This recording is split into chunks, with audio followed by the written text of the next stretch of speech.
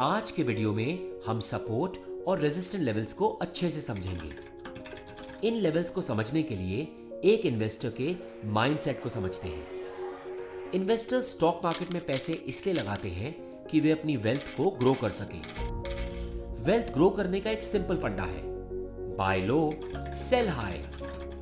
जब प्राइस लो होता है तब इन्वेस्टर्स स्टॉक खरीदते हैं और जब हाई होता है तो स्टॉक बेचकर अपने अनरियलाइज्ड गेन्स को रियलाइज्ड गेन्स बनाते हैं। इन्वेस्टर्स के इस बिहेवियर से स्टॉक चार्ट्स पर सपोर्ट और रेजिस्टेंस लेवल्स बनते हैं। एक कंपनी का एग्जांपल लेते हैं, कंपनी एबीसी। मान लीजिए कि कंपनी एबीसी का स्टॉक एक डाउनवर्ड रैली पर है। प्राइस जितना गिरता है उतना इन्वेस्टर्स के लिए अट्रैक्टिव होता है। एक पॉइंट पर पहुंचने के बाद बहुत सारे इन्वेस्टर्स उस स्टॉक में पोजीशन लेते हैं। इस वजह से डिमांड कॉन्सेंट्रेट होता है।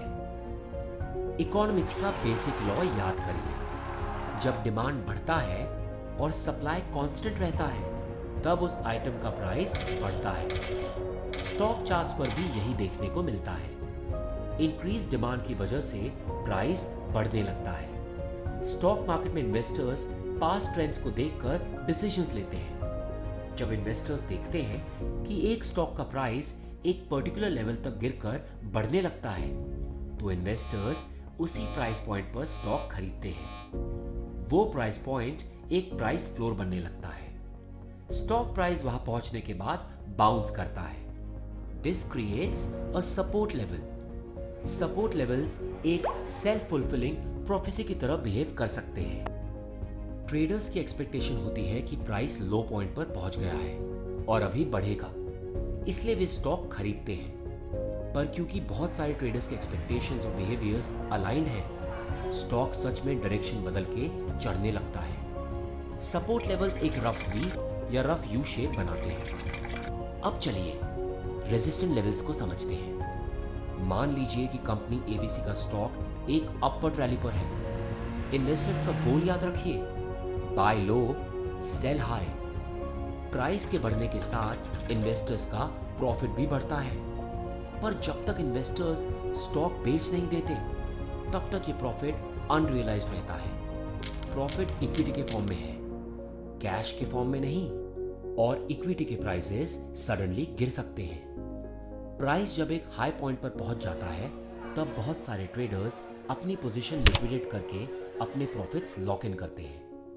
इस वक्त सप्लाई डिमांड से बढ़ जाता है और प्राइस गिरने लगता है। The next time the price reaches the same level, traders remember that it started falling at that point in the past. इस वजह से ट्रेडर्स अपने पोजीशंस क्लियर करते हैं और इस बिहेवियर की वजह से प्राइस सच में गिरने लगता है। प्राइस सपोर्ट लेवल से बाउंस ऑफ होके फिर से सेम पॉइंट की तरफ जाता है। Current stockholders remember the last two movements and start to sell. इसकी वजह से एक पैटर्न क्रिएट होता है and this creates the resistance level. जैसे सपोर्ट लेवल्स एक फ्लोर की तरह बिहेव करते हैं, वैसे रेजिस्टेंस लेवल एक सीलिंग की तरह बिहेव करते हैं। आप ये भी मान सकते हैं कि सपोर्ट लेवल्स एक ट्रैम्पोलिन की तरह है और रेजिस्टेंस लेवल्स ग्रेविटी की तरह है। ये याद रखिएगा कि सपोर्ट और रेजिस्टेंस लेवल्स फ्लैट लाइंस नहीं होते।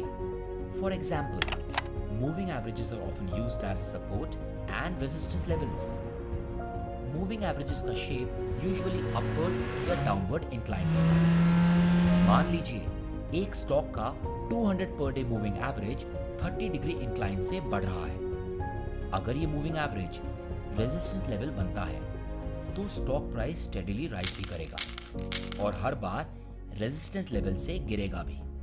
और जिस तरह एक पावरफुल रॉकेट इंजन से ग्रेविटी को बीट किया जा सकता है, उसी तरह स्ट्रॉन्ग बायस मोमेंटम से रेजिस्टेंस लेवल्स को भी तोड़ा जा सकता है। अगर अपवर्ड रैली का वॉल्यूम एक्सट्रीमली हाई है तब स्टॉक प्राइस रेजिस्टेंस लेवल पहुंचने के बाद भी बढ़ता रहेगा। सिमिलरली, अगर स्टॉक सपोर्ट लेवल्स पर पहुंच चुका है पर सेलिंग वॉल्यूम कम नहीं हो रहा, तब वे स्टॉक नहीं खरीदना चाहिए क्योंकि वो बॉटम आउट नहीं हुआ। चलिए दोस्तों, आज के वीडियो में बस इतना ही। ये अपने ट्रेडर फ्रेंड्स के साथ शेयर करना मत भूलिएगा और हमें कमेंट सेक्शन में ज़रूर बताइएगा कि आप किस विषय पर अगला वीडियो देखना चाहेंगे। Investments in securities market are subject to market risks. Read all the related documents carefully before investing.